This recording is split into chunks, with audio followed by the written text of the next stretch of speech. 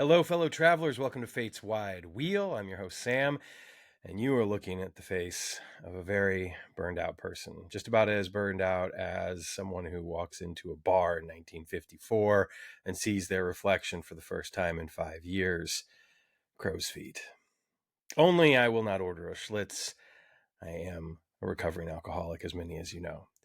It has been a very, very long week. As I had mentioned last week, I believe my partner was out of town for 3.5 days at a conference in Nashville, Tennessee, and I was here holding down the fort with the kids, which was awesome and great. I love being able to spend all that time with them, obviously, but it is a lot of work. It's hard work. Don't let anyone ever fool you.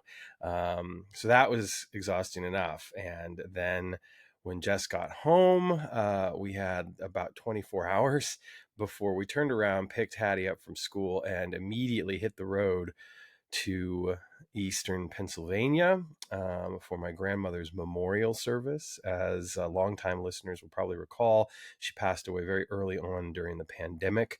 And as a result of that, there was no memorial service at the time, no funeral or anything like that. Her final wishes, her wishes, of course, were to have her body donated to science. Due to the pandemic, that was not possible. So she had been cremated.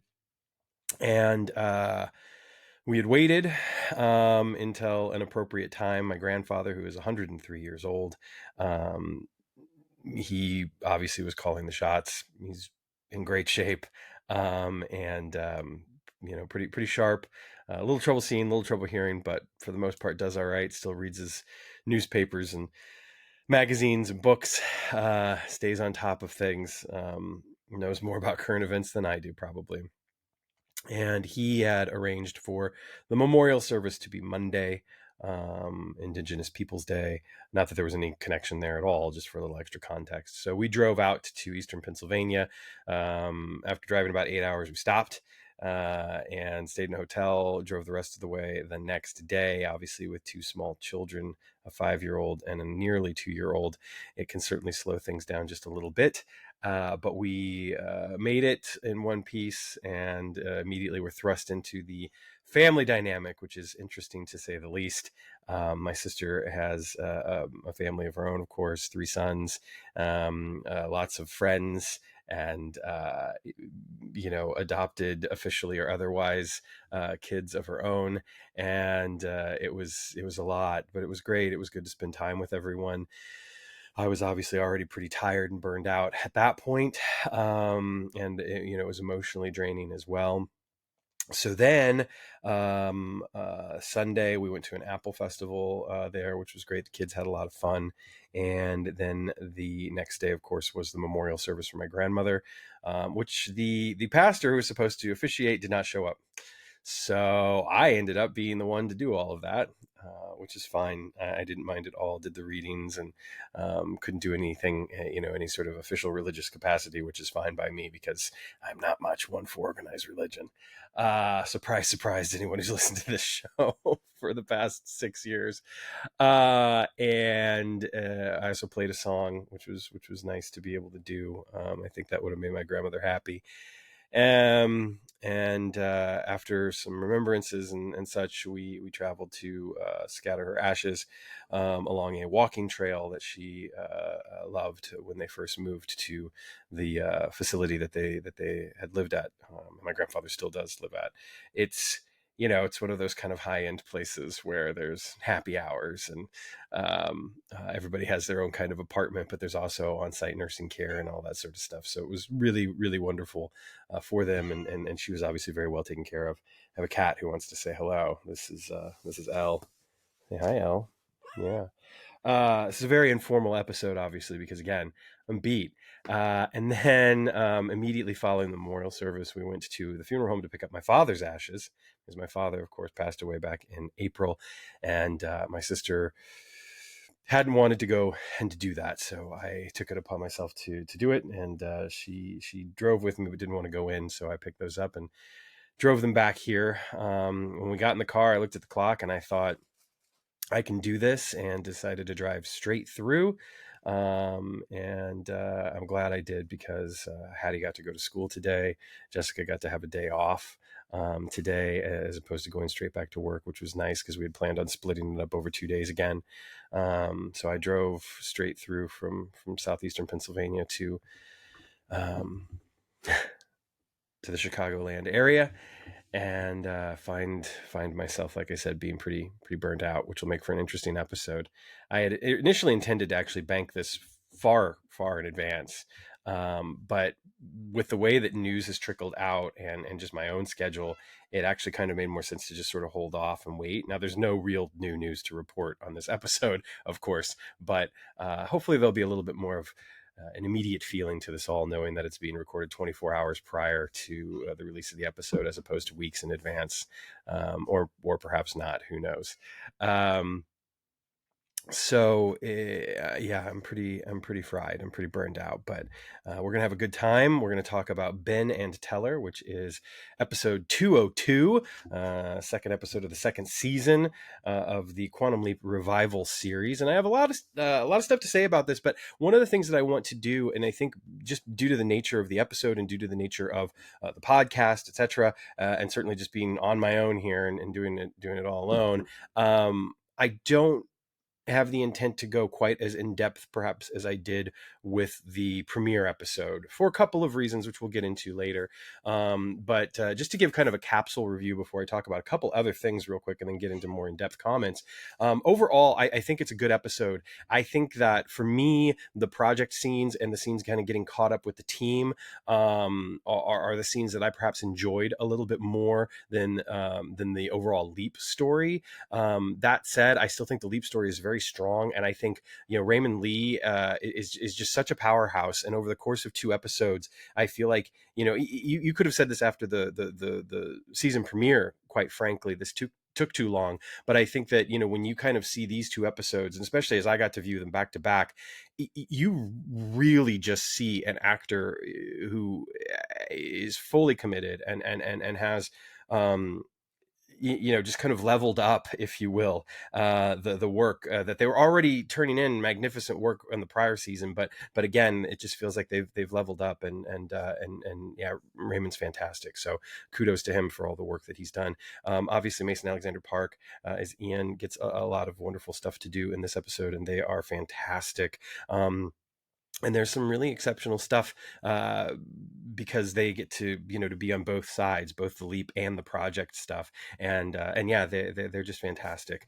There's some really wonderful moments, of course, for Jenn, although she doesn't get quite as much to do as some of the others. Ernie has some wonderful moments, and then of course Caitlin Bassett as Addison. I think it's pretty remarkable, the journey that we've not seen of Addison's, and yet Caitlin brings an entirely new dynamic to the character, finding new levels, and really driving home that it's been 3 years and so much has happened in the course of those 3 years. So kudos to her for her continued growth, and really just getting to see this actor form and grow right in front of us and turn in these wonderful performances that we've seen over the course of the first season, and now of course coming into the second season. So yeah, just some excellent work there, which again we'll get into a little bit more in depth here in a second.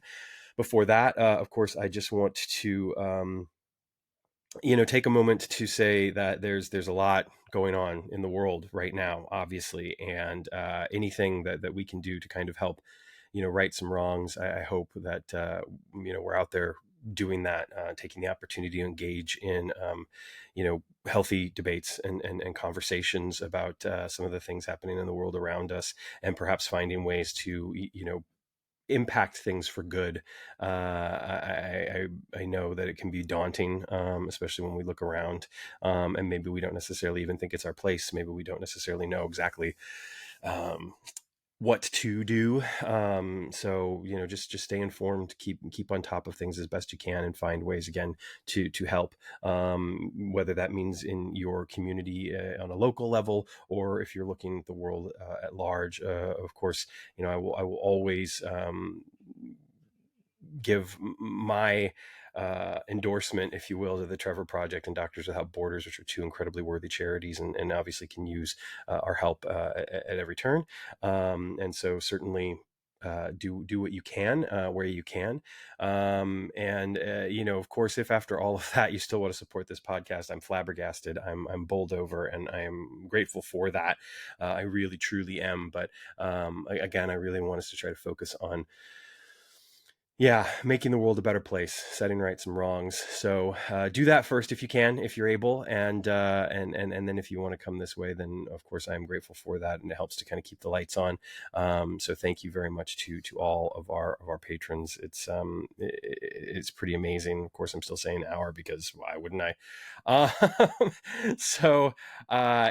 With that said, I've been doing my best here to give some comments or some comments. See, I'm gone, folks. I'm sorry. Some shout outs to specific patrons every week. And this week I wanted to give a shout out to Lady Eternal. Lady Eternal, of course, is someone that joined us frequently on our watch parties last season. And I know she had a little trouble getting in, or not getting in, but we had kind of cleared out just a little early because we were not quite as mighty in number as we sometimes are. And in addition to that, there were some technical snafus because it was the first time using the new platform, which I think have been all ironed out, and things will be a lot better for this evening. Hopefully, as you're seeing this, it's already happened and you're like, oh yeah, things went great.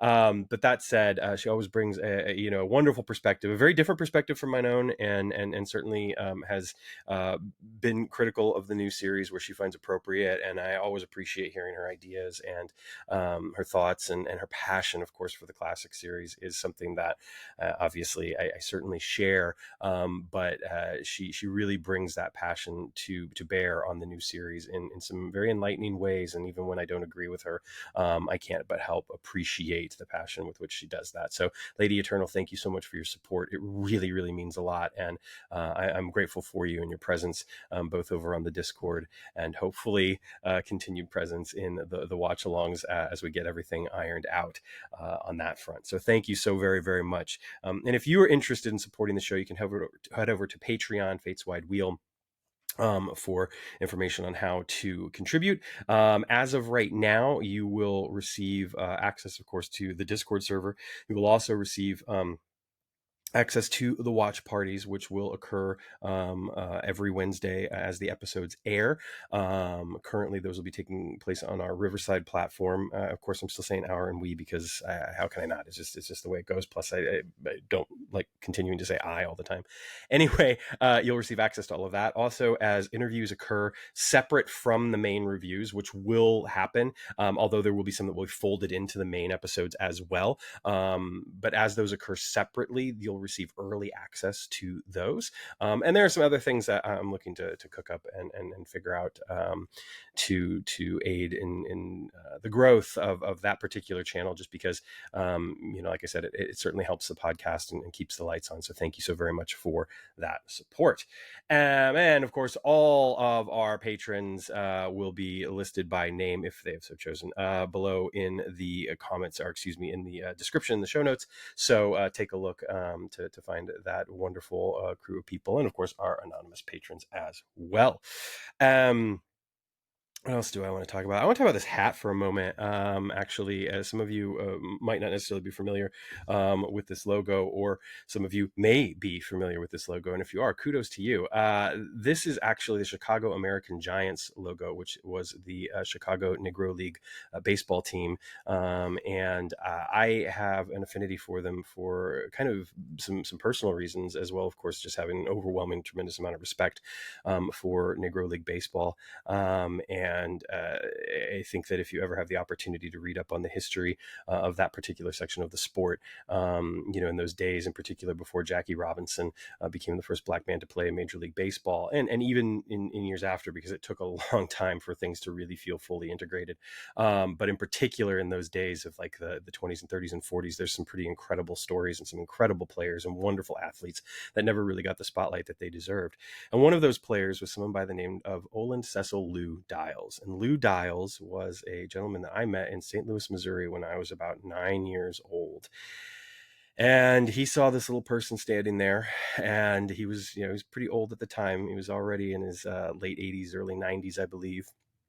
And he kind of beckoned me over, and I have to admit I was intimidated, and there was a little bit of this strange kind of not fear. Fear is the wrong word for it, but compassion, sympathy. Something about seeing this elderly man sitting there, and not a lot of people were coming to his table at that time. And I went over and proceeded to go to school. And he told me incredible stories and shared with me life lessons, in addition to stories about baseball and about other players, players that I should know or know of and be aware of. And in addition to that, he ended up showering me with some free merchandise. And we also bought some, but as we were buying autographed baseball, I believe he handed my mom a couple of other things. And he was just so generous and wonderful and kind. And that could have been it. But then I found a month later at this small little convention going there he was again. And this became a bit of a tradition. I would go and I would sit with him and I would listen to him and talk with him. And sometimes it would only be for 10, 15 minutes. And other times I'd sit there for like an hour. And this happened a number of times over the course of about a year and a half. And then we moved from the St. Louis area to North Carolina. And unfortunately, that was the last time that I saw him. But it wasn't the last time I heard from him. He'd gotten my phone number from my mother, and he would call. And when we moved and got a new phone number, that phone number was given to him and exchanged. And he would call every once in a while and just to say hi. I mean, sometimes the phone call literally consisted of a hello, I hope you're doing well. And that was about it. And other times he would call on birthdays or holidays. And the last phone call I received from him was actually on Valentine's Day in 1994. And this was right before I turned 13 years old. And he called, and we were gone at the time. We were home, and he left a message. And my father had saved the mini cassette that the message was on, and he would play that message for me every once in a while. And then, of course, I believe it was in the sporting news. My dad got we saw his obituary. We hadn't been contacted or anything like that. And it was very sad. I was very, very sad. Lou was somebody that was very special to me. Of course, Lou played for the Chicago American Giants, and he played for some other teams as well. But after his playing career, he actually became a scout for the major leagues, working with Houston Astros, Cleveland Indians at the time, and the Baltimore Orioles. He was also the 1931 batting champ and played in the 1936 East-West All-Star game. He was a pretty incredible human, and I'm very, very lucky to have gotten to know him for a time. So I wear this hat in part in tribute to him, but also just in tribute to the spirit of the Negro Leagues. And again, I just think it's a fascinating story. And if you have the time, you should definitely check out and learn more. And if you already know more, then share if you want, because I'm positive there's a lot that I have to learn. Anyway, that's my spiel about the hat. I know that that's not what people came here for, but I wanted to share, and I'm wearing the hat because, of course, I'm burned out, I'm tired, and my hair's a mess, and nobody needs that right now. I don't even have any makeup on, which you'll have noticed I haven't really had for the past couple of weeks. It's been difficult to find time to do some of those things, but I got to get these nails painted and get some eyeliner back on. But that's neither here nor there. Again, these just are thoughts. It's free flowing here right now on Fate's Wide Wheel. I have been recently sharing some of the physical media purchases that I have received with the crew, because everyone knows that I'm a big physical media nut. And I recently received a couple of things that I'm very excited about. Let's go ahead and start with the one that's kind of the more like, oh, I'm surprised that Sam likes this, but here's a movie that I actually really enjoy, and I enjoy the first two as well. But if I'm being completely honest, this might be my favorite of the original trilogy, and I've not seen any of the movies since then, which I need to get caught up on. However, I will say that this is a movie that I just really, really enjoy, and it is Scream 3, and this is the Steelbook edition of it, which I think looks really cool. Of course, it's not uniform at all with Scream 1 and 2, which are behind me, but that's fine. But it looks really cool. I love it. I'm looking forward to opening this and actually popping it in, but I've been out of town for a while. So anyway, there's something about this one that I just really, really, really enjoyed. And I know a lot of people find it to be like their least favorite, but for me, it might be my favorite of the original three. I think there's some great performances, and I really just enjoy Sydney's story throughout the course of the film. I enjoy the work that Patrick Dempsey does in the movie. Liv Schreiber, of course, is great as well. And, everybody else kind of just shows up to play, including like David Arquette and Courtney Cox. So enjoy that one quite a bit. I have to stretch for these. I'm off screen, but I'm back. All right, so there is a boutique label that I shared before. You can see Roadhouse over there, kind of over my shoulder. Vinegar Syndrome is this wonderful boutique label that produces some really excellent quality stuff. And a lot of this stuff tends to be kind of more schlocky, like not even B, but more like C or D, like horror films. They also kind of delved into kind of erotica, and they split their labels because they've got a different label now that handles kind of the erotic side of things. But they're still kind of focused mostly, again, like on horror films, or kind of like they have a number of like Australian action movies, and other types of films like that. But they also do release some films that are really not part of their previous OVR, if you will. And they recently released a Canadian film entitled The Hard Part Begins. Which, if you've seen a film like Crazy Heart, for instance, or Tender Mercies, this is a film that's really right in that same wheelhouse. It's about a country music performer who is about ready to kind of get his breakthrough after years and years and years of traveling that barroom circuit, and deals with a lot of like the family drama that he's experiencing at the time. And it really is a wonderful film. It's directed by Paul Lynch, who, what's the film that everyone knows him for? I can't remember now, but Prom Night is the film that I think a lot of people know him best for. But it's got a wonderful performance from Donnelly Rhodes, who was in Butch Cassidy and the Sundance Kid, and it's a really, really wonderful film, and not one that I think a lot of people have seen, and a gem, I think, of Canadian theater, in particular from the 70s. So I'm really, really looking forward to that one. Another one, which is a little bit closer to home, is Material Issue Out of Time. This is about a band from the early 90s here in the Chicagoland area, or Chicago specifically. And unfortunately, Jim Ellison, their front man, committed suicide, and so they never really kind of broke through, but they were right on the verge of that. And this documentary was put together to tell their story. And so it's a great film. And again, to see a release like this, which has a number of extras, some extended interviews and that sort of stuff, is really, really cool. It's not something that you can easily come by. I mean, I think that there's you can find it on YouTube or whatever, but it's pretty low quality. So shout out to Vinegar Syndrome for producing some really awesome films. I have a friend of mine, actually, that has done a little bit of work for them. Old friend. I haven't seen him in a long time, but anyway. So that's kind of where all that sits. That's the other stuff. Shall we talk some Quantum Leap? Yeah, as you're listening, you're probably thinking like, oh gosh, I wish they would talk about Quantum Leap. Well, they're going to. Let's do it. So let's talk about Ben and Teller. This is episode 2 of the second season of the Quantum Leap revival. This episode finds our intrepid time traveler, Ben Song, landing in a bank as a bank teller, as an older woman. And of course, soon after he gets there, what should happen? But there's going to be a robbery.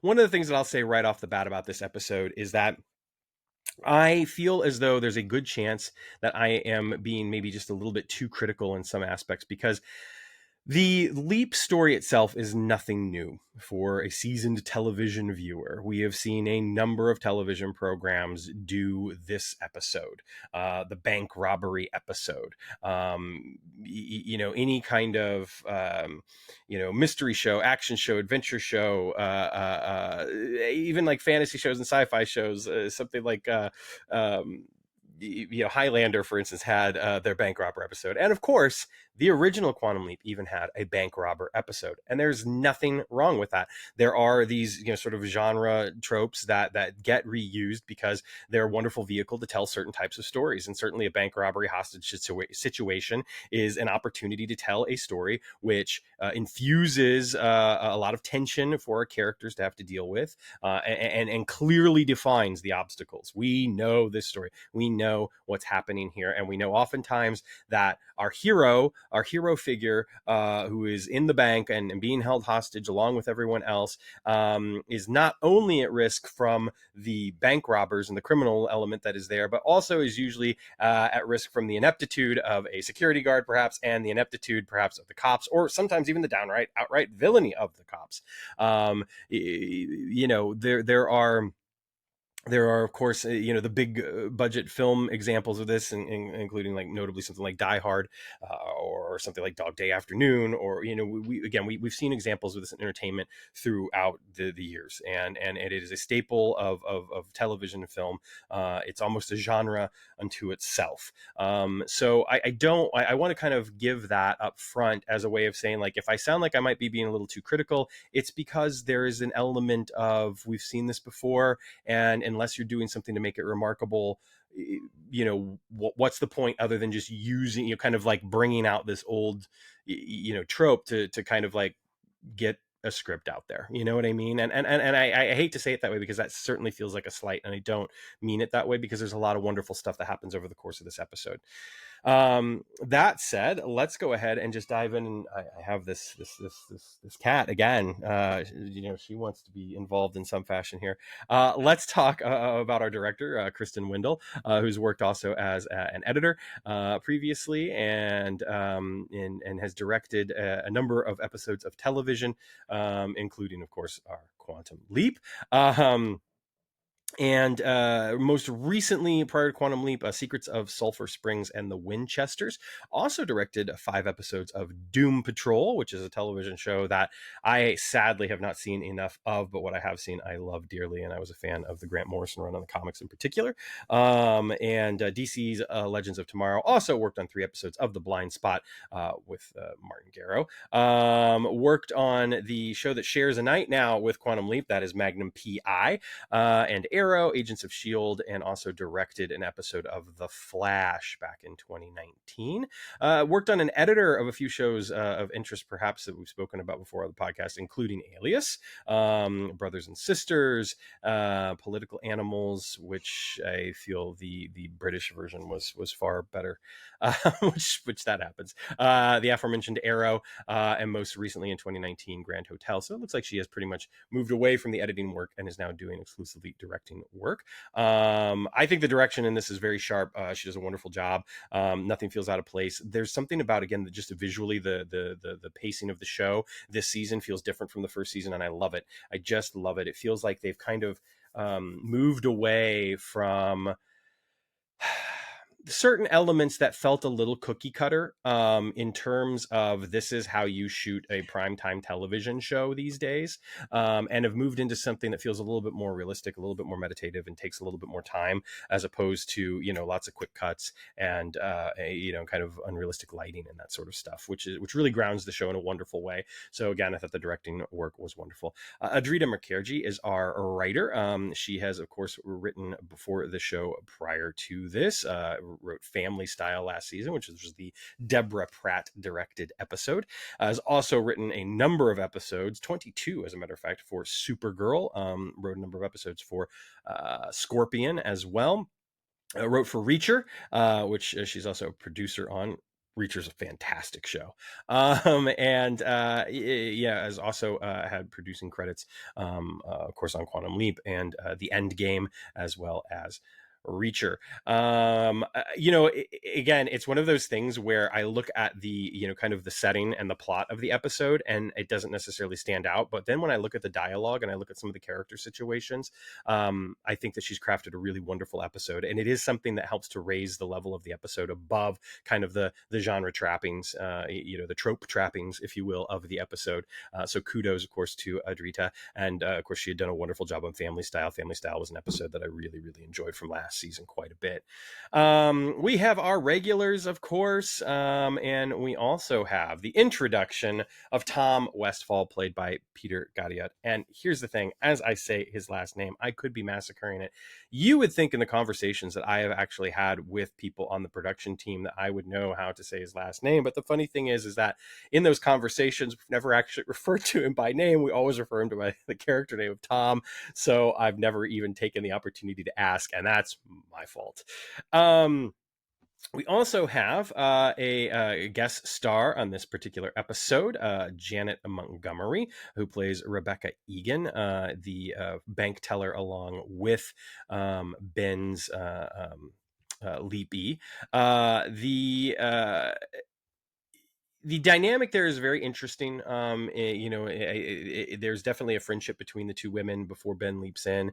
A bit of a kinship, not quite a mother-daughter relationship by any stretch. In fact, sometimes it looks like Rebecca's actually looking out for the Leapy more than vice versa. And then we find out that, of course, Rebecca has a brother named Sean, who's played by Graham Patrick Martin. And there's some interesting stuff going on there, obviously. I don't know that it holds up entirely. I'm just going to get right down to it. I'm going to try to talk about the leap and the project stuff a little bit separately. And I apologize again for the stream of consciousness way that things are going. It's just kind of a result of perhaps not being at my best.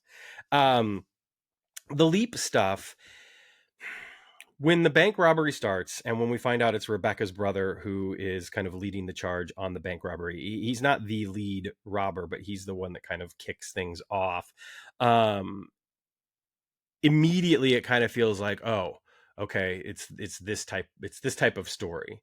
And I feel like we get painted into kind of a melodramatic box right off the bat with these connections. And that's fine. I think that the material is certainly there. I don't necessarily know that, and this is going to sound one of the most critical things I've said in a while. I don't know that the performances always are.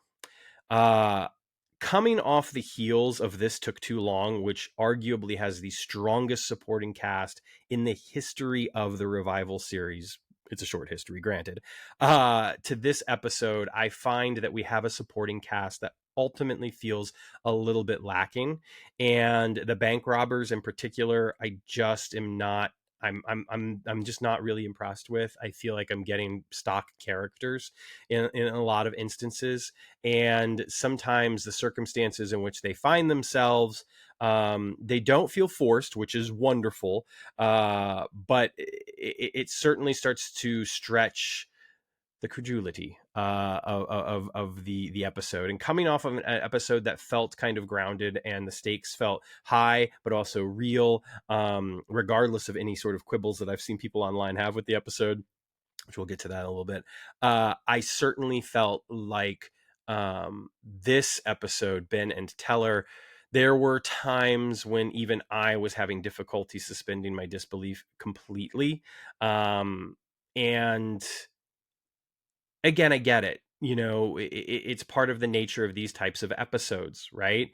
But I feel like a lot of times when you have this sort of bank robbery heist hostage situation type of story, a lot of it kind of stands on the shoulders of our lead villain, if you will.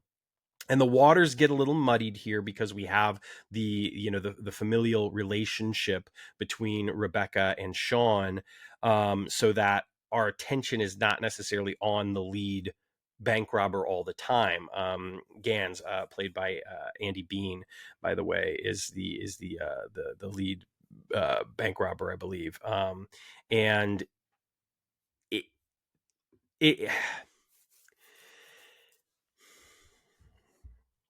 it's hard to say that Hans Gruber is a perfectly layered character. That said, when you have a tour de force performance from Alan Rickman in the role, who is so magnetic and charismatic, and certainly sets the bar in a lot of ways for what our modern perception of that type of character should be. And I'm not talking about like he should look and sound like him and that sort of stuff, but just kind of like the overall depiction of that kind of villainy. I feel like it's a good bar to use as the measure, and it becomes a situation where if you don't have that, no matter how many times they wave a gun or they say they're going to start killing people or whatever, it is difficult to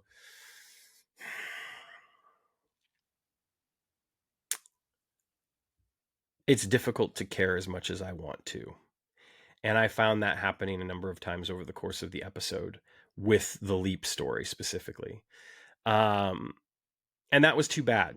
I also felt like, adding in the cops and having kind of, the tension there. Again, that's the thing, right? The beat works, having the tension between whether or not the police are going to kind of screw this thing up with the snipers, etc., and there's going to be this massacre, and whatnot. But it you're left straddling this line of kind of like, is there too much going on, or is there something lacking here? Again, I genuinely don't actually think it's the script. It just feels like I'm getting kind of, I'm going to be brutal. I'm getting some ham-fisted portrayals of these roles that are very stereotypical, and I don't feel the honesty and the authenticity that I feel as though has at least been attempted throughout the course of the series. And so for me, the Leap story, it comes up short due to that. And even though I understand obviously the stakes of this familial relationship, I understand the stakes that Ben has to fight against with the potential of many people dying. I appreciate Ben's ingenuity and drive. And again, Raymond Lee is fantastic throughout the course of the episode. Sometimes it feels like Ben is fighting against circumstance instead of people. And that, to me, in an episode like this, is how's that to undercut my criticisms? In an episode like this is really too bad, because I feel like what Ben should be fighting against are the people and not necessarily just the circumstances. So again, Ray knocks that out of the park. It's a wonderful performance. I love seeing Ben's agency throughout the course of the episode. I love seeing Ben sort of almost disregard the fact that, he's in this older body, or there are these difficulties, in the way that he appears to these people, which is funny because we do have something happen throughout the course of this episode that I'm sure a lot of our nitpickers will descend upon. And I'll point it out because it is an interesting bit. It doesn't bother me at all. And if it bothers you, I question why, because it happened all the time in the classic series. But it almost seems as though Ben has his own strength in this episode and not the strength of the Leaper, or the Leapee, excuse me, which is interesting because throughout the course of the first season, it was reinforced a number of times that Ben inhabits the physical characteristics of the person that he's leapt into.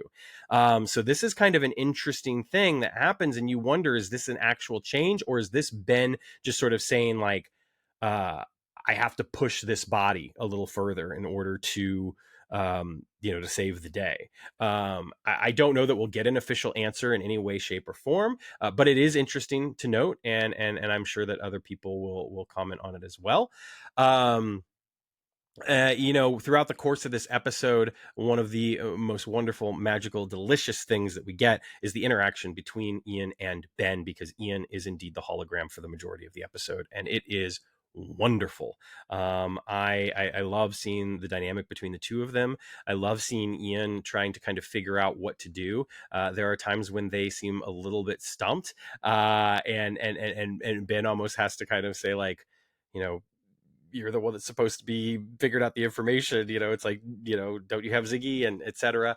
And Ian is able to, to help them, obviously, until of course the plug gets pulled at the last minute, and it is in a do or die situation for Ben as he gets ready to unlock the vault, which is a great moment. And again, I don't want to spend my time being too critical, because there are a number of really wonderful moments throughout the episode, and it's a wonderful moment, and it's this amazing thing that Raymond does throughout the course of the episode, and the writing facilitates again, and the direction as well, and the score. I mean, everything really comes together on this, is riding the line between the comedic and the dramatic, in particular when the stakes are so high. And this is one of those moments when it's not played for strictly for laughs, because it can't be, but the comedy that's injected into the moment does nothing to lessen the tension of the moment, which is fantastic. And so that particular, the vault opening moment, is fantastic, well done, and just a joy to see how it plays, with Ian and Ben, and them working together, and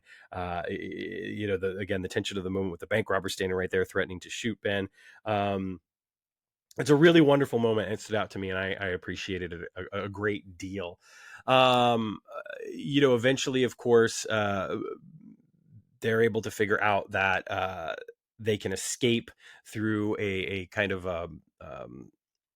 not quite a false wall, but when there were some renovations being made, and when they kind of cut things short on a project, that there is some drywall that they can kind of get through and get the hostages out. Earlier throughout the course of the episode, again, we have some standard fare in these types of episodes, right? The pregnant lady and the injured person get let out early as a show of good faith. A helicopter is requested. Snipers take their positions. There's got to be a bloodbath, and eventually, when things are about ready to get at their worst, Sean kind of saves the day by offing the lead bank robber, who is about ready to apparently, either kill Ben or his sister or both. It's hard not to feel like some of this is kind of paint by numbers. Luckily, the colors with which they're filled in are appealing to me for the most part, and I definitely don't want to sell the episode short. It does what it does well enough in particular, but there are a few things where I do feel like it misses the mark from being a great episode or a really good episode, and coming off the heels of a great episode, it's a little bit more noticeable in my opinion. Now, don't mistake my criticisms in any way. This is not the death knell for the revival series. This isn't like they haven't jumped the shark or anything like that. It happens. You're going to have in any program like this, you're going to have episodes that are a little weaker than others. It just happens. It's the reason why you can go onto the internet now and find thousands of guides to rewatch on how to rewatch certain television shows, and they leave episodes out because those episodes might not be as strong or as important or whatever as other episodes in the series. Now, I tend to be the type of person that sometimes I like those streamlined guides. I've gone by them before. When I do a DS9 rewatch, sometimes I don't watch every single episode. I do the streamlined guide and get to the meat and potatoes of the series a little quicker or something. But then there are other times when, again, with a show like DS9, when I want to take in each episode individually and I want to really watch the whole series. Quantum Leap, I'm the same way with the classic series. Like, in general, I can watch any single episode anytime. Like, that's fine. I don't have to do a chronological rewatch of the show by any stretch. But if I don't skip episodes, even the Americanization of Machiko. And so I have to say, I've given that episode such a hard time for years and years now that I feel like even my loathing of the episode wouldn't stand up upon a rewatch for me personally. I would watch it again and be like, oh, it's not that bad. What are they on about? So anyway, again, this is not a bad episode by any stretch. It is a good episode. It's just not really good. It's not great. And there's enough happening on the flip side with the project that really it raises some questions, which is good. It answers a couple of questions. It introduces some new elements, which we'll get to in a second. And I feel like it adds more texture to these characters that we already know and love, which is pretty amazing. Before I talk about the project stuff, I'm going to take a short break, which is something that I never do. But again, I'm exhausted. And I'll come back to you to chat a little bit more about the project side of things in Ben and Teller. So this is a perfect opportunity for you to take a moment, go grab a drink, grab a sandwich, or because it's going to be instantaneous for you, just hang 1 second. Hello, fellow travelers. I'm back. After a brief few moments, refreshing my memory on a couple of things, because I realized there were a couple of things I wanted to talk about, but I didn't have any notes because, again, just burned out. But I didn't want to give anyone or anything short shrift on this one, so I went back and refreshed my memory briefly. Let's talk about the project stuff. I got a few other things to say about the leap, but let's talk about the project stuff. So, we see Jenn involved in a high stakes poker game, and of course she's kicking butt. And then Ian shows up, and they say turtle time, which if you recall, of course, from our finale last season, the importance of that phrase, and that immediately lets Jenn know that she's got to go, and they take off and they meet up with Magic. Now, the interesting thing about this scene is Magic's in a jewelry store picking out some earrings, mentions a 1-year anniversary. And I want to know what's this, what's going on? What's this about? Is it a 1-year anniversary because he's retired and he wants to get his wife a gift to say like, hey, this is the anniversary of my retirement and spending all this time with you. We're good. Did he meet someone in the 3-year gap and get remarried and wants to now give these earrings as a gift? Is this, one of his children? Do they have a job now and it's like an anniversary for that? Or what's going on here? Who's this anniversary for? Is it for Janice, who's now working, for the government on other top secret projects, as a sort of a gift for her to say like, hey, now we know, of course, from recent comments from Martin Garrow that, of course, Georgina Riley Janice will not be in these first 8 episodes. I've seen a lot of comments saying she won't be in season 2. The truth of the matter is we don't know that yet, because there are at least 5 episodes, potentially 10 episodes that have not been written or filmed yet. They're currently working on that. The writers are literally writing episodes right now. However, the truth is we don't know whether or not she'll be in season 2. The comments by Garrow are a little, they obfuscate a little bit when it comes to that. So it's possible still that Georgina Riley Janice could make an appearance in season 2 should the SAG-AFTRA strike be resolved in time for actors to get in front of cameras and new episodes be shot. So anything's possible. I'm not writing her off completely for season 2 yet. Doubtful, sure, but not writing it off. I'll talk a little bit about some of the comments about that later if I remember. So it's interesting, why is Magic buying these earrings? What's the 1-year anniversary about? Of course, at this point, Ian and Jenn tell Magic that, they've got something to talk about, and where are they going to go? They go back to the project. The project has clearly been shuttered. We got, plastic over things. We see one computer bay on, and that's it. The lights aren't really on. No one else is there.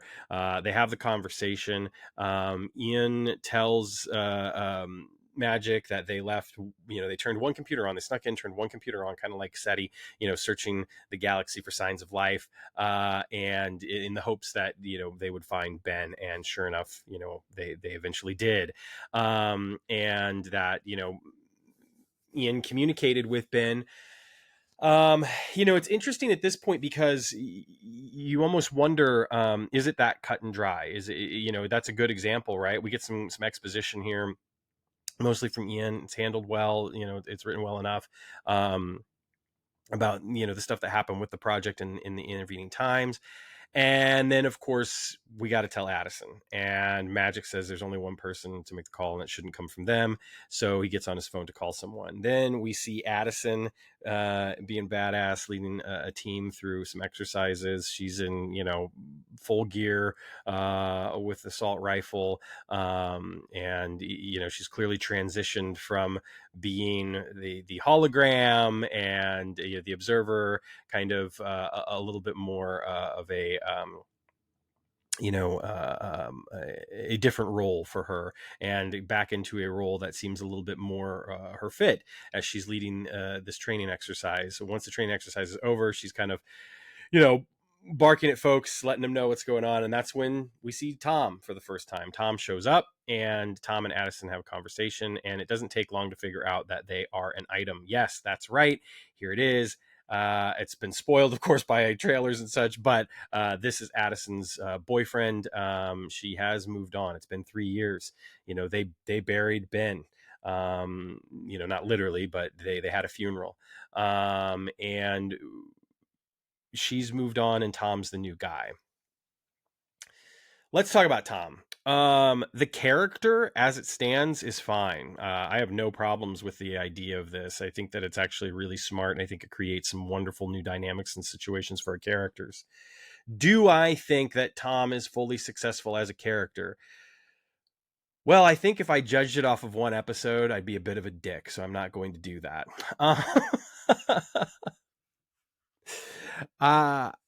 I'm not sold yet after one episode, and that's okay. I don't necessarily think that I should be. I think that to make a snap judgment off of one episode would be a huge mistake.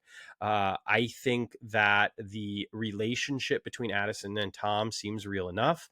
I think that there's fine chemistry between Caitlin and Peter, but I also think that we got wonderful chemistry between Raymond and Caitlin, in particular, as season one went on. I mean, by the time we got to Ye of Little Faith, for instance, I mean, it was just gangbusters, and there were some incredible, amazing moments in the course of that episode, which I wanted to reference again because there's a wonderful moment between Jenn and Addison where they kind of take their perch, which is a spot that they have convened at before to discuss what's going on, in particular in Addison's kind of emotional life. And we get some some wonderful stuff about her doubts about the situation now, talking about how awful those 2 years, the darkest times in her life, were those 2 years when they thought that they lost Ben, that she buried him, that she moved on, that Tom was someone that that really kind of helped her to like live again, and teach her to, not teach her, but helped her be happy again.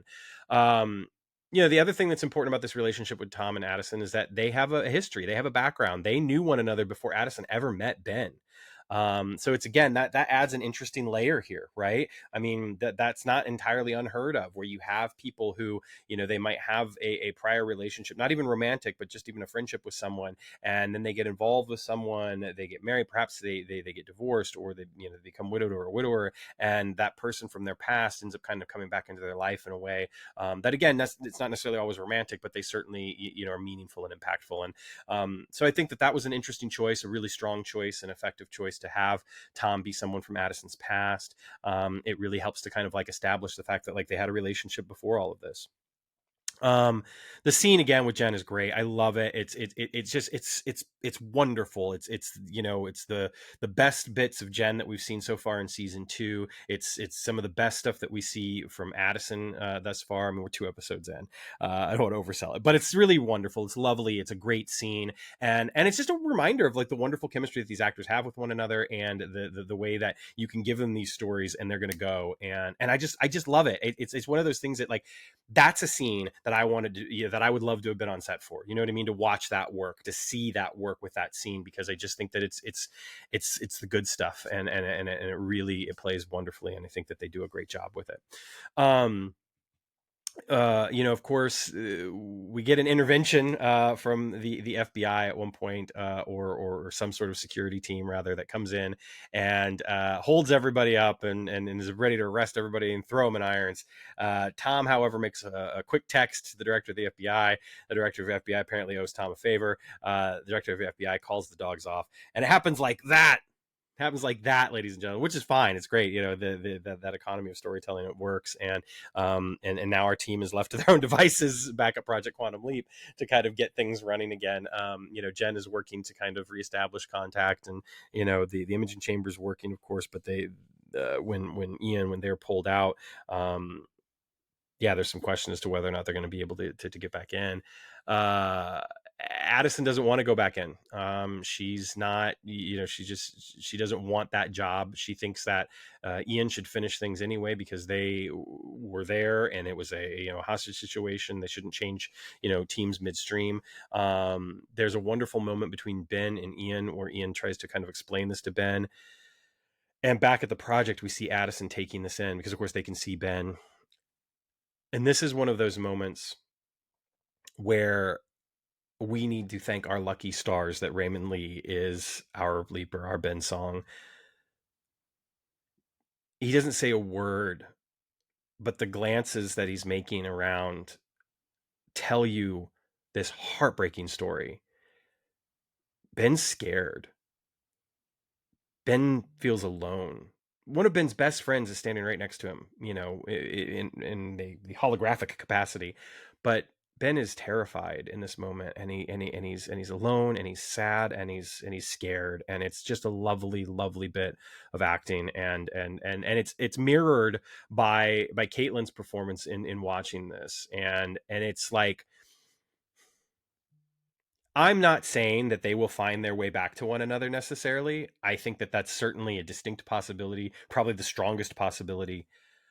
But if you ever needed a clue as to that happening, the connection that these two people share when separated by time and space and looking through a screen, it's wonderful. It's magnetic, and it's incredible work by both actors, and I just love that moment. And again, Ray tells the story.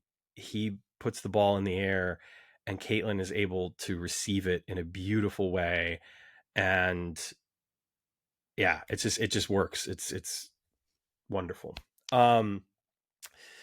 Let's see, going off from that, obviously on the leap side of things are successful. And I want to talk a little bit more, just briefly here, about some of the stuff on the leap side of things, because I felt like maybe I was just a teeny bit too harsh earlier towards some of it, because upon second glance at some of these things, there actually is some nice stuff that happens over the course of the bank robbery.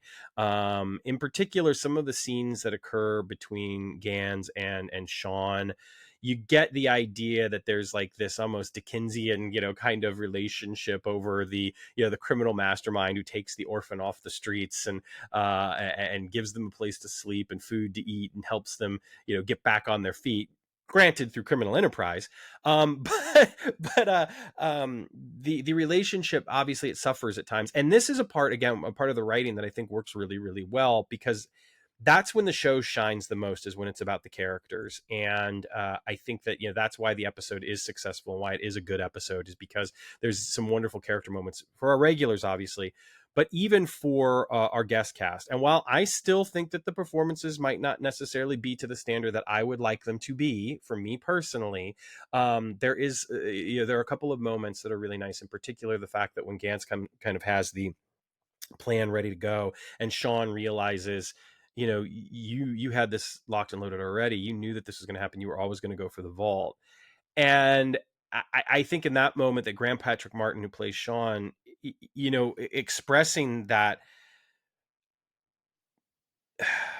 the hurt almost, and the confusion, and being let down by someone that you were looking up to, that was trying to fill a role that you desperately needed in your life, and it obviously facilitates the turn later on, and him being able to kind of like come back to his sister in a way. So it's a good moment, and it's done well, and I appreciated it. And so I just wanted to throw that out there after being pretty critical earlier of some other stuff. Ian obviously helps Ben, get through the leap. And then after all of that happens, we get some scenes again back at the project, one of which is between Addison and Tom. And they've made the wise choice to have Tom be incredibly supportive of Addison. I don't necessarily know that it's entirely successful in the moment.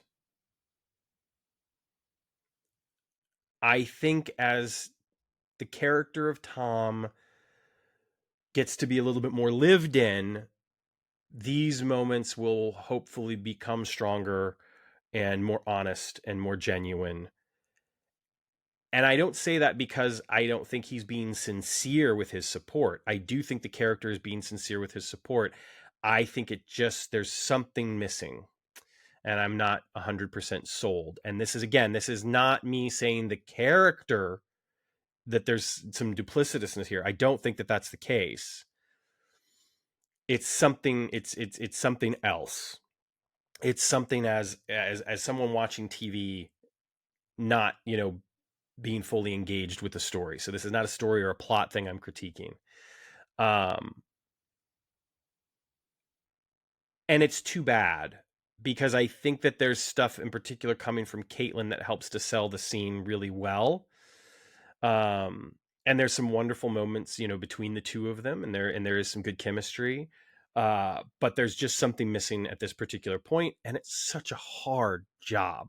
It's a hard job to come into a role like this in a show that's already, been up and running, and to take on a role that people are going to have strong feelings about. Fans of the show are going to feel like, we don't want this guy here. We don't like this guy. We don't want this guy to be the guy. And yet, of course, I think the wise decision here by the creative team is to say, like, we want you to like this guy. We want you to support this guy. We want you to see that this is someone who's supporting and loving and nurturing, to Addison, especially when Addison had, this horrible dark time in her life.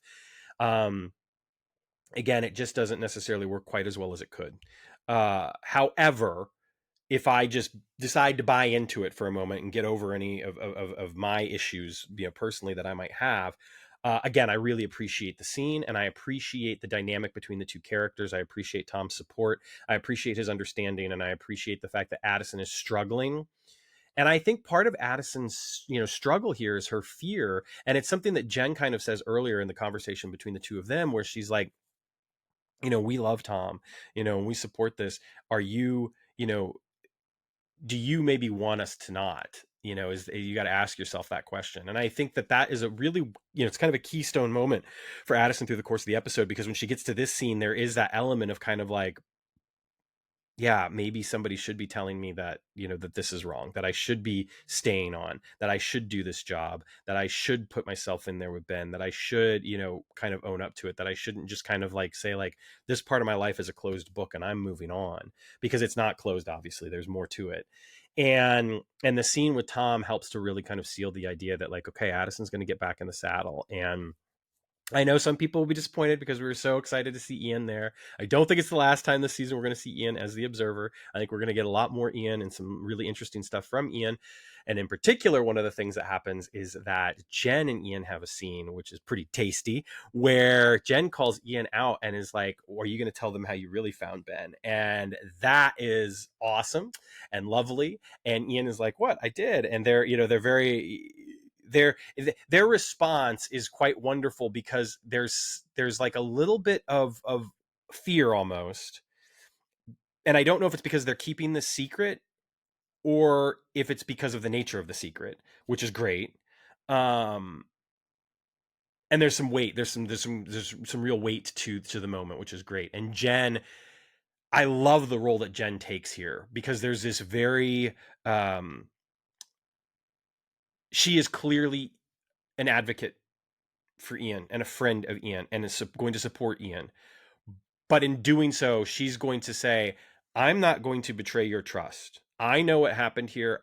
It's not my job to tell anyone else, but it is my job to tell you that secrets don't keep very long here, and that you really need to tell these people something. And I just love it. It's a wonderful, I mean, that's the thing. Jenn offers some really great support to both Addison and Ian in the course of the episode. And I mean, I love Nan Rissa. She's great. And it's some really wonderful stuff. And of course, Mason is fantastic. So, it got me thinking, and it makes me wonder, at the risk of spoiling anything, although I feel like with everything that's out there, there's enough kind of already in the ecosystem that people are going to be aware of this, but it makes me wonder if it has anything to do with Hannah. Yeah, we'll get to that more later. Anyway, let's move on to what I think is one of the finest moments in the history of Quantum Leap. And I'm not just talking about the revival. I'm talking about the classic series as well. And I mean that. I am on the record as having supported the Star Wars sequel films. That was a weird turn, wasn't it? And I am an unabashed lover of Adam Driver's work, and I have reasons beyond even just being a fan of his work. But I thought that he was one of the best elements of the sequel series. In the scene between he and Harrison Ford in The Rise of Skywalker, the final of the sequel trilogy, I believe it's the finest piece of acting we have seen in Star Wars. The reason why there's this parallel here, and the reason why there's this wonderful poster over my shoulder of MIA, which works perfectly, is because I believe that Raymond Lee delivers one of the finest pieces of acting in Quantum Leap. And it is on par with some of the work that Dean does in MIA, with some of the work that Scott does in The Leap Home. It might not be his run into the cornfield moment. it might not be his "she's the only woman I ever really loved" moment, but it's pretty damn close. And it's akin to the final dance with Beth and MIA that Al has. And it really, I believe, it's one of my favorite moments of Quantum Leap. And maybe I'm going too far. I don't know. We'll see. But what I will say is that the moment that Ben figures out that Addison has moved on, to me, is perfect. I think Ray is heartbreaking. It is one of the finest moments of heartbreak I've just ever seen. He hits so many levels and tells such a story. His facial expression, his eyes.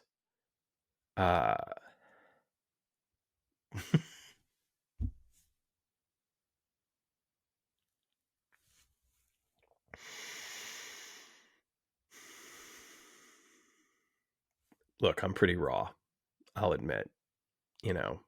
I've had a week. I've been going through some stuff. One of the beauties of art is when it provides us with those cathartic moments. I was ready to be engaged at that level. I was ready for that emotional liftoff or unloading. But that does nothing to diminish the work that Raymond Lee does in that moment. It is incredibly special, and it deserves to be noticed.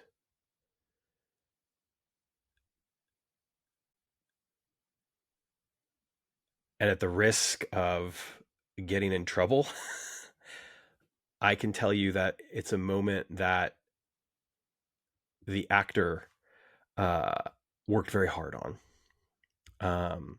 And not like working hard as in like wrenching all of it out, but like finding it.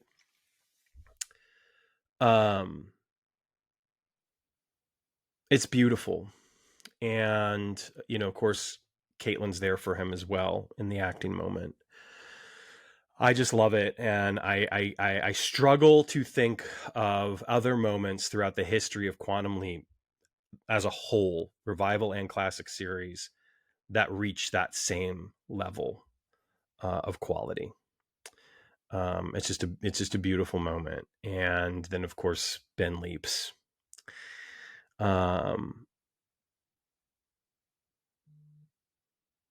The whole scene between the two of them, it's the first time we've seen them together since Ben has discovered the 3 years and that sort of stuff. And it's kind of awe-inspiring to me to think that for us as viewers, it's been 6 months and they've done this time jump and they've changed things up.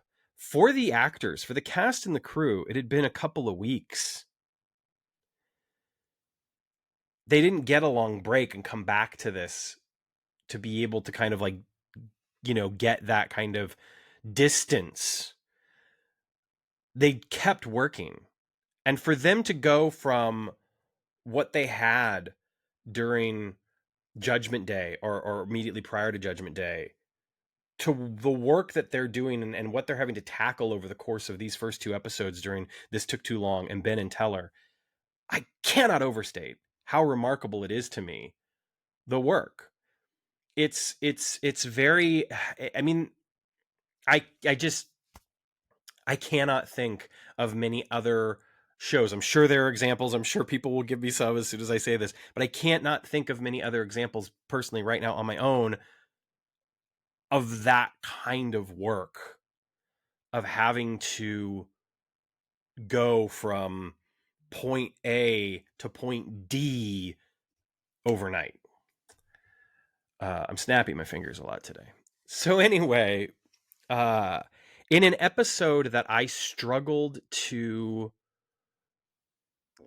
give my full appreciation for, that I found lacking in certain areas, that I found myself wanting a little bit more, that I found myself struggling to engage with on the level that I was able to for This Took Too Long, or of course some of the high points of season 1. it delivered some incredible moments. And the way it did that was when it focused on the characters, the people. And it's also the reason why This Took Too Long was so successful. It just so happens that the people that we were focusing on that episode happened to also be our guest cast, who were awesome. And it's a damn shame that we can't necessarily get some of them back.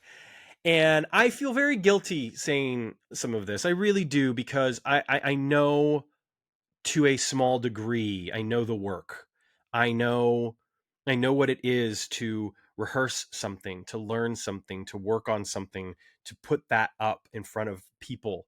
And I know what it is to have people love it, and I know what it is to have people not. And you develop this mentality of you just on what's next, like it's one of my favorite lines in West Wing. That's what Bartlett was known for saying, what's next. It's the last line in the series, what's next. And you have to kind of develop that mentality. All that say, it's difficult for me to be too critical sometimes of the people that work on stuff like this. But if I'm being honest and genuine, yeah, some of the stuff just left me a little wanting. And as I endeavor to to bring my thoughts and opinions to bear on something that I love so much, I don't just want to gush every single time, because then of course it gets monotonous, and who's to know if I'm being honest or not, right? So in the case of Ben and Teller, I can't give it my full stamp of approval, but like I said, it's a good episode, and it also is responsible for bringing us some of the best moments of the series so far, or at the very least, some moments that really build and deepen our characters and the relationships between these people. And as far as I'm concerned, gives us one of the finest acting moments in the whole show. So, in the history of Quantum Leap, classic and revival, and I stand by that. So anyway, there's Ben and Teller. We're on now to next week's episode, which I'm really looking forward to. Closer Encounters. I can't really say anything about it. You'll have seen a teaser for it. You'll probably know more than I knew going into it at this point. But there's some great stuff, and it's hard to say if it's my favorite of the first 3 episodes. But if it's not, it's it's definitely like neck and neck with This Took Too Long. So I hope people enjoy it, because I think there's some incredible stuff in it, and I cannot stress enough how awesome Raymond Lee is. I can't. As someone that I was not 100% sold on initially, who I liked, but I wondered, can he carry this? It didn't take long. By episode 3, I was all the way in with him pretty much. But to now look back on some of those early moments that I loved so much, they hold up, but they almost pale in comparison to the work that he's doing now. So kudos to our leaper, and the rest of the regular cast, of course, is magical as well. And I adore them, and I think that everybody's going to have some great moments this season, and I look forward to seeing where the work takes them, and where the leaps take us. So I know there was something that I was going to talk about, but I honestly don't remember what it was. I'm exhausted. I'm going to go get some sleep. I'm going to take this hat off first before I lie down, I promise. And I just want to tell you all how much I appreciate you, how much I thank you for letting me come into your ears or your screens on a weekly basis. And I'm truly, privileged to be a part of this fandom and a part of this community, and to see some of the work that's being done by the other podcasts out there. And it's fantastic, and I'm enthused by it, to say the least. I don't have any interviews yet. I just haven't wanted to go after them yet, while the SAG-AFTRA strike is still going on, even though the WGA strike is no longer going on, even though there's plenty of crew members that might be interested in coming on. I just haven't felt like going after the interviews. I'm still talking to folks. I still had some, some off the record conversations with folks that have been incredibly enlightening. And I definitely intend on having people on, hopefully sooner rather than later. But I personally, at this particular point, I haven't felt comfortable. And after the past week, I haven't had the time. We'll see if that changes for episode 3. It might. But I knew that there wouldn't be any guests, last week or this week at the very least. So no interviews just yet, but they are coming. And like I said, I'm still talking to people. I do have one interview, actually. I take it back. I have one interview scheduled for the end of this month, which is actually not specifically about the show, although the show obviously will be a big part of the conversation, but there's some adjacent stuff as well. I'm very excited about, very much looking forward to. Oh, I wanted to address, I know what it was. I wanted to address just a little bit of the chatter about the show. It's very interesting sometimes the things that people kind of have chosen to focus on. And obviously, I think that whatever moves you, whatever interests you, you should totally focus on that.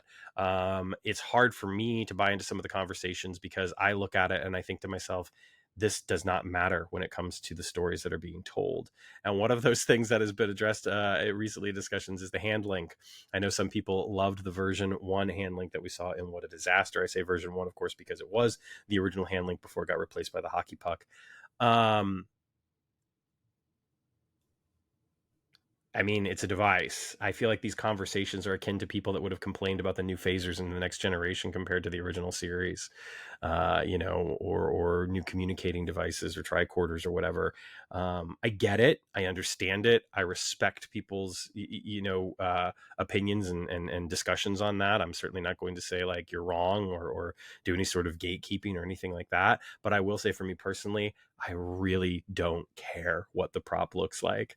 I think that the hockey puck is fine. I think it's great. I think it fills the role. Was the gummy bear hand link in the original series pretty iconic? Yeah. Do I think that it should be the hand link now? Absolutely not. And the original version 1 hand link for the revival series, I get it. Like, yeah, I mean, it looks kind of cool. It's fine. It was described in the original script as like an iPhone-like device, and I think that that kind of is in some ways, but it also is a tip of the hat to the original series one as well, which is great. Yeah, I don't know. It's weird to me, I guess, because it doesn't carry any weight for me and or any bearing on my enjoyment of the stories that were being told, of the characters that are involved in them. For what it's worth, the cast and crew of the show do appreciate the classic series. I know that for a fact. There is an appreciation. Deborah Pratt is in the room. Like, obviously she's going to have an appreciation for it. They know the show. They know Quantum Leap. I get why people are passionate. I get why people want there to be, this more connective tissue or whatever, other than, just these, to me, these wonderful lines, that we see like in the premiere where, Ben mentions Sam and Al and Sam's wife and just wonderful stuff like that, which really kind of tell us about the richness of this world and the history of this world. For the record, those flashback scenes in the premiere episode were actually a wonderful collaboration between the network and the production team. They were not in the original script. I know there've been some conversation about that, so I can kind of just put that to rest. Even if I get my hand slapped for it later, it just, sometimes this information, I kind of comes to me and then I see comments to the contrary, and it's just sort of like, we got to set the record straight. And I don't know when I'm necessarily going to have somebody on the show to do that, or if it's going to be worth talking about when they are on the show. So I'm just saying it. The overall, This Took Too Long was a wonderful kind of episode, which obviously had nods to shows like MacGyver. I mean, MacGyver was literally name checked, and the show would not have been out of place in an episode of MacGyver, quite frankly. Also to like a Flight of the Phoenix type of film as well. there were other things that were mentioned, I know, with the crate being involved and that sort of stuff, and it rose above any and all of those trappings of the tropes or whatever. It was a really strong, wonderfully constructed, excellently written episode. The flashbacks enhanced everything. It was this really wonderful collaboration again between the network and the production team. The network is invested in the show; they love the show, and I think they love the idea that it is a legacy show, that this is not just a show that, oh, look, I mean, look at NBC. NBC loves franchises, for God's sake. I mean, all the Law and Orders, all the Chicago shows, all the, I mean, like this is not a network that is ignorant of the appeal of a show that is built on the legacy of a former show. And yes, in this case, maybe we don't want it to be too much of a sequel because it is 30 years later. I mean, all due respect, fans of this show have lived, been bored, and died in the meantime since the last episode of the classic series aired. So, yeah, I just think that as passionate as we can be, sometimes it's good to take a little bit of a step back and recognize that, we don't always, as fans, know what's best. We shouldn't always get what we want. This is something that I can kind of throw over to my wrestling background. If you give the fans what they want week in and week out, eventually they get bored and they get entitled and they don't care as much. If you give them what they want in specific instances and pay off long storylines and long, pieces of character development, it's meaningful, it's more important, and it makes us stand up and cheer more. It's that idea of like, let's stretch this string as far as we can before it either breaks or snaps back on us. And when it's at its most tense, when it's at its furthest, that's when it's going to have the most impact when we let it go. I should have used a rubber band in that metaphor. It would have been a lot better. Oh my gosh. Anyway, these people are professional storytellers. Have a little faith. I know it's easy in this day and age in particular to be impatient, but there's some wonderful stuff happening in the show. And I hate that I'm sitting here, sounding like I'm making excuses or whatever, but I see some of the commentary sometimes, in particular on like Facebook or in other conversations and like, Reddit or whatever. And I don't get it, especially because the Twitter conversations that I have seem to be so much more positive, which really on Twitter or X or whatever we want to call it. All right, y'all. I'm tired. I've pontificated enough. I'm getting off my soapbox. Thank you all so very, very much. If you disagree with me or you agree with me, leave a comment below. Tell me what you think. Like, subscribe.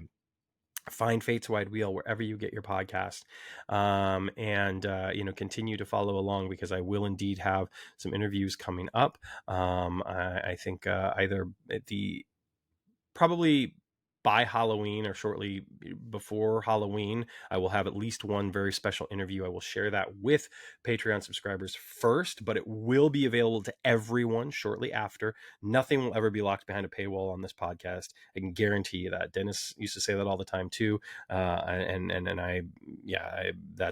That was our plan from the get-go. Never once did we think otherwise. So that will absolutely be available to everyone, but it will be available to Patreon subscribers first. So if you want to subscribe on Patreon, head over there to support the show. But again, make sure you're helping out in your community first or in the world at large, setting right some wrongs, because there are sure a lot of them out there. Thank you all. Again, my gratitude to you in a long and hard week. This is a wonderful way to kind of come home and get to do this podcast for you all. So thank you so much for your time. Thank you for all your comments. I love seeing them, even if I don't get a chance to respond to each and every one of them. That includes the Discord as well as the YouTube comments. And of course, I try to engage as much as I possibly can on X. That's probably where I'm the most active, just because it's the easiest for me right now. But thank you all. I really appreciate it. Take care of yourselves. Take care of one another. Stay safe out there. And remember, always leap responsibly.